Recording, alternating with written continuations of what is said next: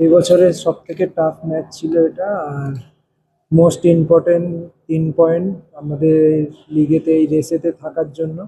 তো আমাদের প্লেয়াররা নিজেদের মানে পজিটিভ ক্যারেক্টার শো করেছে এবং লাস্ট মিনিট অবধি ফাইট করে আমরা গোল পেয়েছি এবং 3 পয়েন্ট পেয়েছি। তো হ্যাপি টিমের জন্য।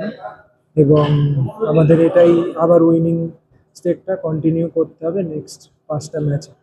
আগে তিনটে ম্যাচে পয়েন্ট নষ্ট করা, তারপরে সহজ গোলের সুযোগ নষ্ট করে পয়েন্ট হারানো, কিন্তু আজকে 2 গোলের পিছিয়ে থাকার পরে সেই ম্যাচ জেতা, এইটা কতটা মোটিভেট করবে টিমের সকলকে?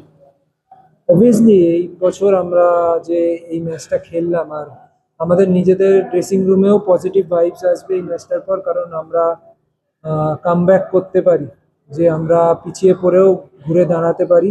তো যে মেন্টালিটিটা দেখিয়েছে প্লেয়ার্সরা, টিমমেটসরা, তো আহ, আমি খুব প্রাউড ফিল করছি যে প্লেয়ারদের ওপর। এবং আই হোপ আগে গিয়ে আমরা সবকটা ম্যাচ থেকে 3 পয়েন্ট আনতে পারবো এবং এবছর আবার লিগ জিততে পারবো। আর একটা কথা, সাহাল পুরো আমার নামার পরে খেলাটা পুরো চেঞ্জ হয়ে গেল। তোমরা মিডফিল্ডটা কন্ট্রোল করছিলে, যখন তোমরা 3 গোলের লিড নিয়ে আরেকটা করে লিড নিলে, তখন দেখা গেল সাহাল বল কন্ট্রোল করছিল, যেটা এখন পরে হচ্ছিল না।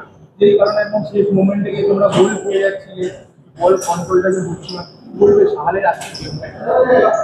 অবভিয়াসলি সবাই জানো শাহাল কোয়ালিটি প্লেয়ার এবং ও বেঞ্চে বসে খেলাটাকে লিড করেছে এবং মাঠে নেমে পজিটিভলি সেটাকে ইমপ্লিমেন্ট করেছে আজকে। এবং বাই গড গ্রেস ও গোল পেয়েছে, তাতে আরো ওর কনফিডেন্সটা মানে ফিরে পেয়েছে। তো তারপরও পুরো গেমটাই কন্ট্রোল করেছে। তো খুব ভালো লাগছে। এবং অবভিয়াসলি টিম শুধু 11 জনের না, টিম 25 জনের আমাদের পুরো স্কোয়াডের, এবং এভরিওয়ান কন্ট্রিবিউট করছে।